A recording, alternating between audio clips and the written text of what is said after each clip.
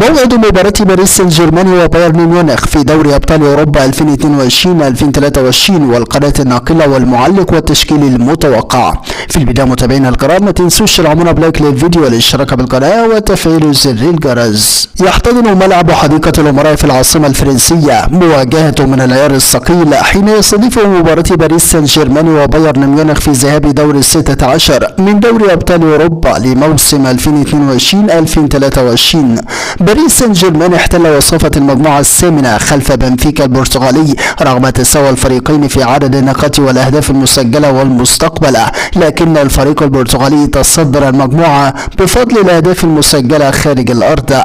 أما بايرن ميونخ فلم يجد صعوبة تذكر في اكتساح المجموعة الثالثة، حيث حقق العلامة الكاملة بالانتصار في جميع مبارياته ليتصدر بفارق 8 نقاط عن انتر الإيطالي الوصيفة.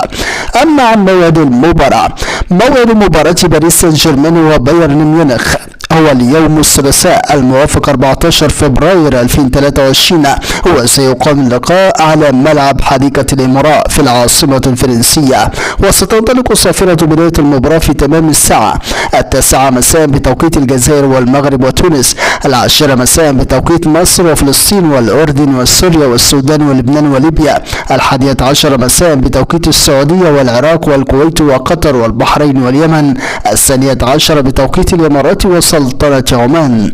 أما عن القناة الناقلة للمباراة، ينقل دوري أبطال أوروبا في الشرق الأوسط حصريا على مجموعة قنوات بي إن سبورتس القطرية، وستذاع المباراة بالتحديد على قناة بي إن سبورت 1 اتش دي بريميوم. أما عن معلق المباراة، سيتولى مهمة التعليق على أحداث المباراة المعلق الشهير حسن العيدروس.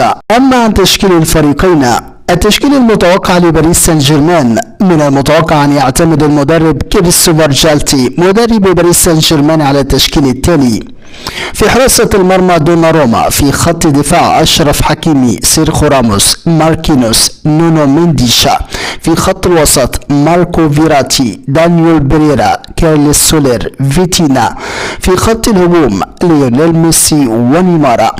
أما عن التشكيل المتوقع لبايرن ميونخ، من المتوقع أن يعتمد المدرب يورجن جيرمسن المدير الفني لبايرن ميونخ على التشكيل التالي: في حراسة المرمى يان سومر، في خط الدفاع جو كانسيلو، بنجامين بافارد، ماتياس دي ليخت، ألفونسو دي فيسا، في خط الوسط ليون جورتيسكا، يوشو كيميشا، في خط الهجوم سيرجو جنابري، جمال موسالا، ليروي ساني، توماس مولر.